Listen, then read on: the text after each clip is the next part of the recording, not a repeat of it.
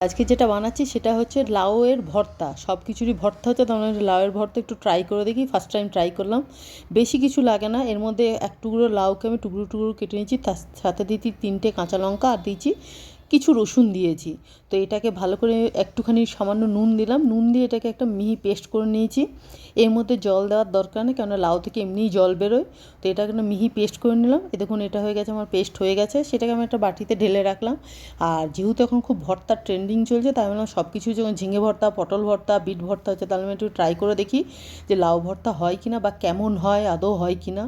তো সেই হিসাবেই করা। কড়াইয়ে দিয়েছিল একটুখানি সর্ষের তেল, সর্ষের তেলেই করবেন অবশ্যই। আর একটুখানি শুকনো লঙ্কা আর দিয়েছি কালো জিরে ফোড়ন দিয়েছি।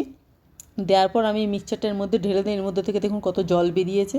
তো এটা আমি এর মধ্যে ঢেলে দিয়েছি। এর মধ্যে দিয়ে দিয়েছি আমি একটুখানি নুন দিয়েছি, কারণ আগে আমার নুন দেওয়া ছিল।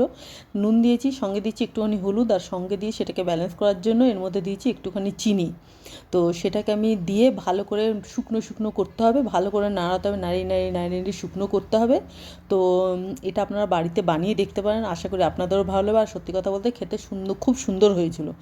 একবার অন্তত বাড়িতে বানিয়ে দেখবেন, কারণ আমিও ফার্স্ট টাইম বানালাম, তো আমিও ভাবতে পারিনি যেটা সুন্দর হবে। আমি জাস্ট ট্রাই করলাম, যেহেতু লাউটা দিয়ে ছিল, আমি না তাহলে দেখি এটা কী করা যায়। তো করেছি, সত্যি কথা ভাবতে পারিনি এত সুন্দর হবে। খেতে অপূর্ব হয়েছিল, গরম ভাতের সাথে জাস্ট জমে যাবে। তো প্লিজ এটা আপনারা বাড়িতে ট্রাই করতে পারেন, আশা করি আপনাদেরও ভালো লাগবে। সবাই ভালো থাকবেন, সুস্থ থাকবেন। আসবো অন্য কোনো রেসিপি নিয়ে, সঙ্গে থাকুন। টাটা।